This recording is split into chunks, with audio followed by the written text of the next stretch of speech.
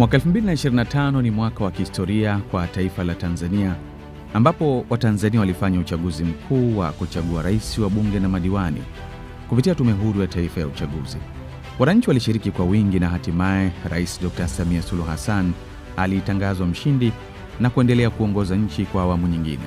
Baada ya kuapishwa rasmi, Rais Samia alianza kazi mara moja kwa kasi na mwelekeo mpya, akisisitiza kauli yake ya kazi na utu, tunasonga mbele, ikiwa na msisitizo wa maendeleo jumuishi, ustawi wa wananchi na diplomasia ya uchumi. Novemba 14 mwaka 2025, Rais Dr. Samia Suluhu Hassan, wakati akilihutubia na kulifungua bunge la 13 la Jamhuri ya Muungano wa Tanzania bungeni Dodoma, kwa upande wa Wizara ya Ujenzi, aliahidi kuendelea kukamilisha utekelezaji wa miradi ya ujenzi wa miundombinu na kuendelea na miradi ya kimkakati, hususan upanuzi wa barabara katika miji na majiji. Mheshimiwa Spika, eneo jingine takalolipa uzito mkubwa ni sekta ya ujenzi. Kipaumbele chetu kitakuwa kukamilisha miradi mbalimbali ya ujenzi wa barabara ambazo tayari zimeanza na zinaendelea. Tutaongeza kasi ya utekelezaji wa miradi ya barabara kupitia TANROADS ili tufikie lengo letu la kuunganisha wilaya zote na makao makuu ya mikoa yao kwa kiwango cha lami.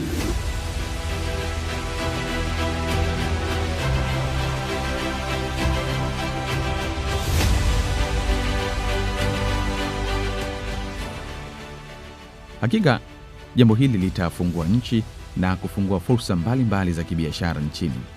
Katika awamu yake ya kwanza, tumeshuhudia ukamilishaji wa ujenzi wa madaraja makubwa 9 na takriban barabara zenye urefu wa kilomita 15,511.25 zipo katika hatua mbalimbali ya utekelezaji. Leo tunaangazia siku 100 za uongozi wa Rais wa Jamhuri ya Muungano wa Tanzania Dr. Samia Suluhu Hassan katika sekta hii ya ujenzi. Moja ya mafanikio yaliyogusa maisha ya wananchi moja kwa moja ni ukamilishaji wa madaraja ya dharura katika maeneo mbalimbali nchini yaliyokuwa yameharibika kutokana na mvua kubwa za El Nino na kimbunga Hidaya zilizonyesha kati ya mwaka 2023 na mwaka 2024. Kukatika kwa madaraja hayo kulisababisha adha kubwa ya mawasiliano yaliyosababisha kusimama kwa shughuli za kiuchumi na kuhatarisha maisha ya wananchi.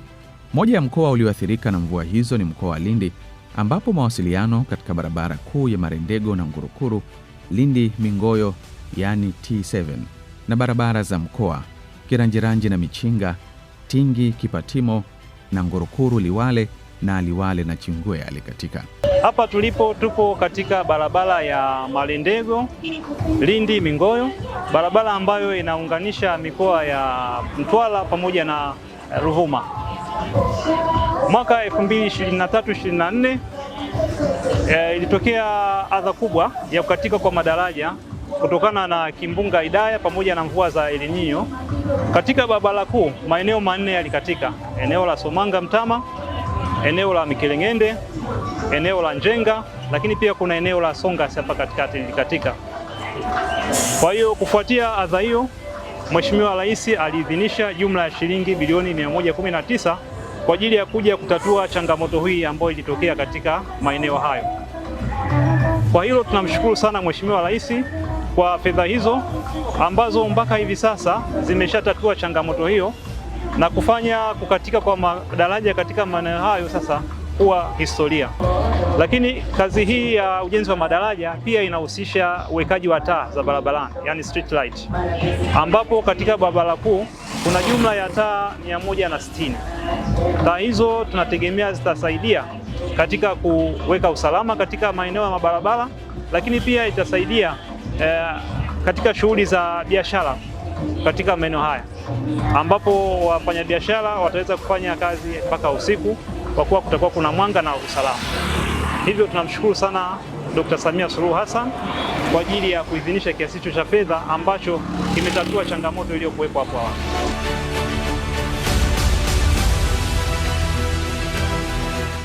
Rais Dr. Samia ameonyesha kwa dhati anavyoshughulika kwa vitendo katika utekelezaji wa miradi ya kimkakati na ile ya dharura kwa kuendelea kuielekeza Wizara ya Ujenzi na Wakala wa Barabara Tanzania TANROADS kukamilisha miundombinu hiyo kwa wakati na kwa viwango ili wananchi waweze kupata huduma za usafiri wa uhakika na matumizi ya barabara kipindi chote cha majira ya mwaka.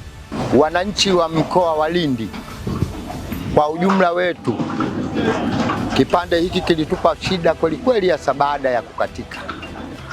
Tunamshukuru sana Daktari Samia Suluhu Hassan kwa kazi nzuri aliyoifanya ya kuirudisha miundombinu hii kwa kiwango cha ubora wa mara 5 zaidi ya pale ilipokuwepo. Rais wetu ametuonyesha upendo wake mkubwa tena wa dhati, na sisi tunamwahidi rais tunamwonyesha upendo mkubwa na wa dhati, kwa sababu haya madaraja halikuwa hili peke yake. Pesa ambayo rais aliidhinisha kutengeneza hii madaraja yaliyokuwemo yamebomoka kwenye mkoa wa Lindi ni makubwa sana, ndugu mwandishi wa habari. Na kwa akili za kawaida tu kama mimi sikutegemea kwamba Tanzania hii tungeweza kuwa na daraja ya aina hii, kwa sababu daraja ukiipiga picha alafu ukaitupa kwenye mtandao wanaweza kusema hapa Japani au Ujerumani. Kwa hiyo mama ametuonyesha kiwango chake kikubwa cha uongozi. Kupitia miradi hiyo ya dharura, serikali imekamilisha miradi 40 kati ya miradi 81 ya ujenzi wa madaraja ya dharura kupitia programu maalum ya Contingent Emergency Response Component inayofadhiliwa na Benki ya Dunia. Wananchi wameeleza kufurahishwa na hatua ya ukamilishaji wa madaraja ya dharura mkoani. Eneo hili ambalo leo tunasimama na nazungumza, tulikuwa hapa watu wa kata ya Somanga na kata jirani na wageni, tulikuwa tunakimbizana kulingana na mazingira ya maji. Kwa hapo mwanzo tulikuwa tuna changamoto kidogo ya kuhusu madaraja, tulikuwa tunakaa muda mrefu, wingi sana magari, kwa kiasi ambacho tulikuwa tunakuwa na changamoto nyingi. Kwa hiyo tulikuwa hata kama kwenye kusafiri kuenda sehemu mbalimbali kwa tunashindwa kwa kweli. Tulikuwa tunafiwa, wazee wetu wanafariki, tunashindwa hata kwenda kuzika. Hata mimi kipindi cha madaraja yaliyovunjika alikuwa na kaka yangu, alifariki, lakini sikushindwa kwenda kuzika kwa sababu madaraja. Yaani nimeshatoka zangu kule na kutaka kufika huko. Nilikuwa nimeenda masoko kumwangalia mgonjwa.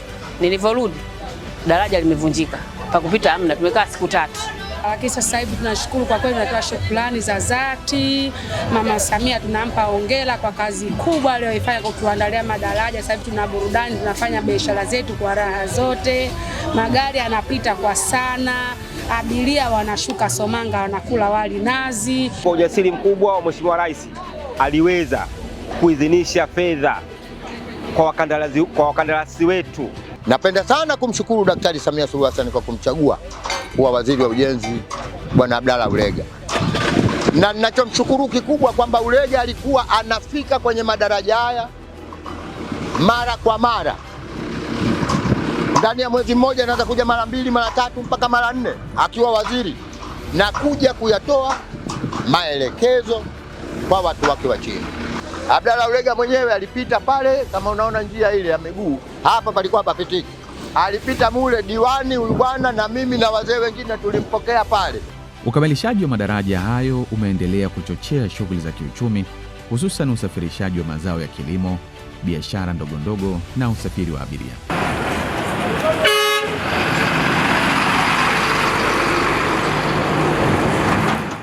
Madereva wa magari ya abiria na malori wamesema muda wa safari umepungua na gharama za usafiri na uchukuzi zimepungua, na hivyo kuleta tija. Kukamilika kwa daraja letu hili hapa la Somanga, tunashukuru kwamba ule uhaba au zile changamoto zilizotokea mwanzoni tunajua zimeenda kuisha. Kwa sasa hivi kitu tunachokitegemea ni kwamba tutafanya kazi kwa uhakika, tofauti na ilivyokuwa mwanzoni. Manake tulikuwa mvua ikinyesha basi safari yetu inakuwa na shida. Uhakika haupo. Unaweza ukaenda ukashindwa kurudi au ukashindwa kutoka kabisa. Kwa hiyo kwa hiki walichokifanya serikali tunashukuru, waendelee na sehemu nyingine kama hizi zenye matatizo. Wito wangu kwa tume ya barabara, kuanzia madereva wa magari mpaka sisi wa bodaboda, ni tuwe makini na utumiaji wetu wa barabara na pia tulinde barabara kwa usalama zaidi na mambo mengine. Mimi kwanza natoa shukrani kubwa sana kwa Mheshimiwa Rais Dr. Samia Suluhu Hassan kwa kutuletea madaraja na kutuwekea taa ambazo tunaweza tukafanya kazi sasa hivi usiku na mchana. Kiukweli lazima niipongeze serikali kwa hali zote tunafanya. Hivyo tunatoa shukrani za dhati kabisa, na moyo huo asiuache kuiweka Somanga katika hali njema, kuweka katika mji wetu hali mzuri, kwa sababu Somanga kiukweli, kwa madaraja yaliyokuwa yamekufa kipindi kile, hatukutarajia kama yatakwenda kwa wakati katika huu. Hata juzi alipokuja waziri, tumepita bure wote, Bwana Ulega, kwa kweli tulishukuru sana. Katuonesha tumepita, kwa sababu Wachina wale walikuwa mpaka sasa hivi hawajaturuhusu sisi kupita bure, lakini Bwana Ulega akabidi atupitishe njia zote.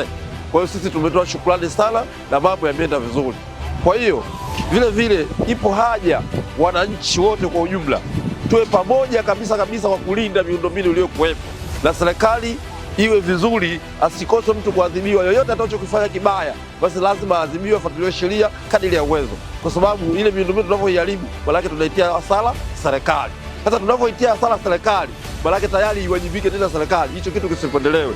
Kwa serikali, kwa sababu kituo cha polisi kipo karibu, viongozi wote wa serikali na kuanzia ngazi ya chini mpaka juu, sisi ndio tuwe waangalizi wa miundombinu yote iliyokuwepo pale. Kwa hiyo tunachoomba, tafadhali serikali iwe tayari kwa hali yoyote kupambana na mtu yoyote ataotia uhalifu kwenye madaraja yale, iwe kutoa taa, iwe kufanya kitu chochote kibaya kinachokuwa pale. Serikali lazima imwajibishe mtu, sio bakumilia huruma aina yoyote, kwa sababu tunamwona tayari ni mbaya wetu, hawezi kutusaidia. Kwa hiyo mama, tunakushukuru sana, tunakushukuru. Fanya kazi kwa hali zote, acha kusikiliza maneno kama unavyosema mwenyewe wewe, mtu aongee aseme, lakini tunakwenda mbele. Kwa hiyo salamu kwa mama, tunashukuru, tusaidie kadiri ya uwezo, endelea kupiga kazi. Kwa bahati nzuri au mbaya, kutokana na hali ya hewa na uharibifu mkubwa wa madaraja yetu maeneo ya Somanga mpaka na Ngurukuru, lakini kwa jitihada za serikali imeweza kutufanikishia ujenzi na hivi sasa na kurudisha katika miundombinu iliyokuwa sahihi.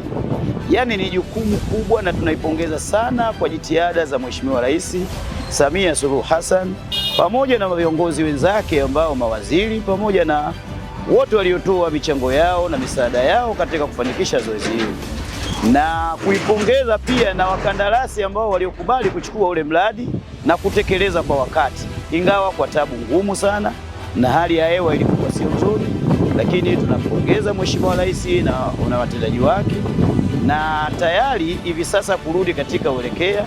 Kwa hiyo tunachoomba kama serikali, bado jukumu la ulinzi lipo kwetu sote, wananchi wenyewe pamoja na sisi na serikali, kuangalia na yule atakayewajibika kuona ameharibu miundombinu achukuliwe hatua za kisheria kama utaratibu unavyokuwepo.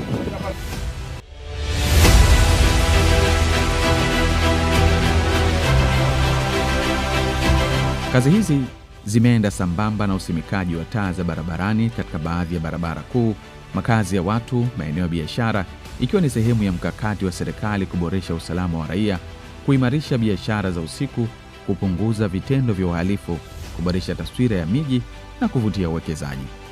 Kwa ujumla, kipaumbele cha uwekezaji wa taa za barabarani kimeonyesha matokeo chanya na ya haraka kwa maisha ya wananchi. Ni hatua inayoakisi falsafa ya Rais ya kujenga tabasamu la utu kwa wananchi. Swala kuweka taa litakuwa na mambo manne muhimu sana.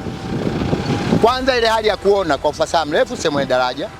Lakini kitu cha pili, sisi tunafanya biashara Dar es Salaam kule, unaona mitaa Kariakoo, saa 4 usiku kuna hoteli zile za kuwekwa meza za temporary, unakula mtu chakula shilingi 4, 5, 6, 7 afu umekunja 4. Kwa hiyo itakuza uchumi wetu, manake itatuajiri. Kwa hiyo Dkt. Samia Suluhu Hassan ametuletea daraja, kisha katika kuweka kwa taa, manake ameshatupa ajira. Mimi mwenyewe binafsi pamoja na uzee huu niliokuwa nayo, nitakuja kutoa funzo kwamba hata mzee unaweza ukatengeneza mazingira ya kibusiness. Na nataka nimwambie Dkt. Samia Suluhu Hassan, siku ya kwanza kuwekwa taa zile pale, vijana wa bodaboda wane hawakwenda nyumbani kwao, walikuwa wanapiga stori na kungoja abiria mpaka saa 11 dakika 20 inapita basi kutoka Mtwara, ndio akajua kumbe alfajiri. Umenielewa sijui? Taa zinakuja kujenga ajira kwa vijana wetu. Taa zinakuja kuonyesha sasa hapa unafika Somanga, unakwenda njiani, unakwenda sehemu nyingine. Tunamshukuru sana Mwenyezi Mungu na tunaishukuru serikali ya awamu ya 6. Tumepata taa, tunafanya kazi muda wote. Tunashukuru sana. na lengo lile ambalo tulikuwa tukilihitaji na hisi limetimia. Lakini pia serikali imetusaidia sana, taa zimepatikana, pia hata miundombinu ya barabara inavutia. Tangu tumewekewa taa na barabara kututengenezea, sasa hivi tunajisikia vizuri, gari zinapita bila msongamano, hata ajali sasa hivi hamna tena. Na taa zinatusaidia mwana kwa sababu ya vibaka, kulikuwa na vibaka wengi wanasumbua, lakini kwa sasa hivi tuko vizuri, hamna vibaka, tunafanya biashara mpaka saa 6 saa 7, tuko shwari, hamna shida yoyote. Kwa mamlaka, ujumbe wangu kwa kweli namshukuru Mama Samia kwa kutuletea taa na kutuletea maendeleo Mabatini. Mungu amjalie. Sasa hivi kama sasa hivi kwanza kuna mwanga, hapo yani hata kama umeme umekatika mtaani, barabarani panakuwa bado kuna usalama. Kwa sababu zamani kulikuwa na giza barabarani. Yaani mtaanza ukaba kule akimbilia akakata kona chap chap. Kumuona inakuwa ni kazi. Ila kwa sasa hivi hata mtu akikufanyia noma anaanza akavuka barabara, unajua unamuona anapokimbilia kabisa moja kwa moja. Kiukweli mimi naona jamaa wao kataa wako vizuri. Yani huyu ni jamaa wangu. Ni mmoja wapo waliotengeneza barabara hii. Sasa nikamwambia bwana, mimi nipige picha hata nyingine, hata nikiangalia hizi picha nakumbukia jamaa amejenga barabara, mambo yatakuwa fresh, wameweka na taa. Yaani kiukweli nilikuwa nataka niweke kama kumbukumbu fulani, kwamba hapo niweka kumbukumbu kwamba nilikuwa na jamaa wangu watengeneza hii barabara. Bwana, kutokana kufungwa kwa hizi taa inatusaidia mambo mengi, mojawapo wafanya biashara wadogo wadogo kama mama hapo anauza, anapata mwanga kutokana na nini, na hizi taa zilizofungwa hapa barabarani. Na pia zinatusaidia sisi watembea kwa miguu, tunapopita tunakuwa tunapata mwanga. Kabla ya kufungwa kwa hizo taa, naona hali ilikuwa ni mbaya kidogo, kwa sababu tulikuwa tunakosa hata wafanya biashara kama hivi, walikuwa wanufaika si chochote, kwa sababu uwezo kaja kufanya biashara sehemu kuna giza. Lakini zilipofungwa hizi taa, naona na wenyewe wananufaika kutokana na hizi taa za barabarani. Neno langu moja kwa serikali, sisi tunawashukuru sana kwa kutufungia hizi taa, kwa sababu tumepata manufaiko, tunanufaika kutokana na hizi taa, na kama kuna zaidi ya hapa watuongezee. Hii barabara ilivyonyanyuliwa kidogo juu, tunashukuru kwa sababu maji yalikuwa yanamwagika kuja huku kwetu, tulikuwa tunapata maji, lakini sasa hivi hali imekuwa nzuri. Taa za barabarani zinatusaidia kwa kweli, tunashukuru taa za barabarani zinatusaidia, lakini tunashukuru zinatusaidia kiasi fulani. Wafanyabiashara tunashukuru kwa sababu taa ule mwanga unakuta tunafanya biashara, yani tunafanya biashara muda ambao tulikuwa tunafunga mapema saa 2, lakini sasa hivi tunaenda mpaka saa 4 kwa sababu ya taa zilizowekwa barabarani. Ilikuwa siwezi kufanya kazi zangu mpaka usiku kwa sababu kulikuwa na giza. Kwa hiyo giza lilikuwa ile giza lilikuwa linasababisha watu wasije. Kwa hiyo unakuta saa hizi watu wanaona huku kuna mwanga, kwa hiyo unakuta biashara zinaendelea kufanyika. Mimi ninamshukuru Mama Samia kwa sababu Mama Samia, na sio mimi tu, hata wakazi wa Hedaru wengi wanashukuru kuhusu Mama Samia jinsi alivyotuona kwamba Hedaru na sisi tunafaa kuletewa mataa, na sisi tumekuwa watu kama huko mjini. Kwa hiyo tunashukuru sana Mama Samia kitu alichotutendea. Aidha, serikali imelipa madai ya makandarasi wa miradi ya ujenzi wa barabara na madaraja. Ndani ya hizi siku 100 za Rais Samia katika sekta ya ujenzi, jambo kubwa ambalo Rais Samia amelionyesha kwa vitendo katika hizi siku 100 ni kasi ya uwajibikaji. Kasi ya uwajibikaji na kutaka matokeo kwa wananchi. Sasa miradi hii imekamilishwa kwa uhakika ndani ya hizi siku 100. Tulikuwa na miradi 81 mikubwa yenye gharama ya zaidi ya bilioni 500. Na katika hiyo 81 miradi 40 imekamilika kwa ukamilifu wake kama huu unaoona hapa leo. Na yote kwa hakika kabisa imekwenda kutatua changamoto za wananchi. Na yote kwa hakika kabisa imekwenda kuleta tabasamu kwa wananchi.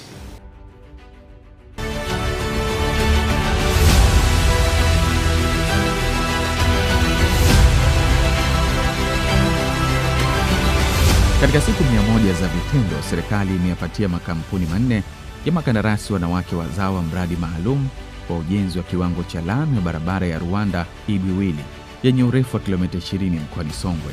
Utekelezaji wa mradi huo unaendelea na umefikia 10.4% katika kipindi cha siku 100, makandarasi hao wamelipwa malipo ya awali yenye jumla ya shilingi bilioni 6.818.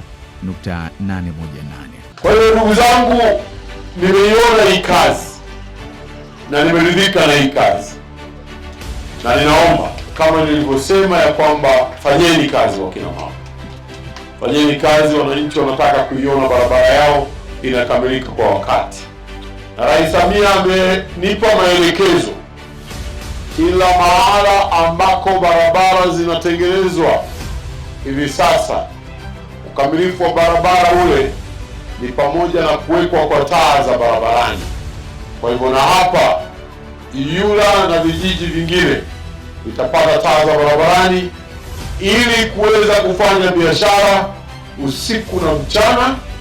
Aidha, serikali kupitia wakala wa ufundi na umeme TEMESA imetoa jumla ya shilingi bilioni 10.278 kwa ajili ya ukarabati mkubwa wa vivuko vya MV Makongoni na MV Kigamboni, ambapo ukarabati huo unaendelea. Katika kipindi cha siku 100, serikali imetoa jumla ya shilingi bilioni 20 kwa Wizara ya Ujenzi kupitia Wakala wa Majengo Tanzania TBA kwa ajili ya kazi ya ujenzi wa nyumba 150 kwa ajili ya makazi ya watumishi wa umma awamu ya pili katika eneo la Nzuguni jijini Dodoma, ambapo unaendelea na umefikia asilimia 34. Ujenzi wa majengo mawili ya ghorofa yani block C na D yenye uwezo wa kuchukua familia 32 katika eneo la Magomeni Kota unaendelea na umefikia asilimia 78. Aidha, ujenzi wa jengo moja la ghorofa lenye uwezo wa kuchukua familia 14 katika eneo la Ghana Kota jijini Mwanza ambao unaendelea na umefikia asilimia 39. Ujenzi wa majengo mawili ya ghorofa ya makazi katika eneo la Canadian Village Masaki jijini Dar es Salaam umekamilika kwa asilimia 95. Kwa hakika siku 100 za uongozi wa Dr. Samia Suluhu Hassan zimeacha alama inayoonekana katika sekta ya ujenzi. Ni siku 100 za vitendo, uwajibikaji na kuzingatia utu wa mwananchi. Kupitia miradi ya kimkakati inayoendelea kutekelezwa nchini, serikali imeendelea kuimarisha miundombinu na kufungua fursa mpya za kiuchumi na kijamii, ambapo juhudi hizi zinajenga msingi imara wa maendeleo endelevu, ambapo manufaa yake yanamgusa mwananchi mmoja mmoja na taifa kwa ujumla.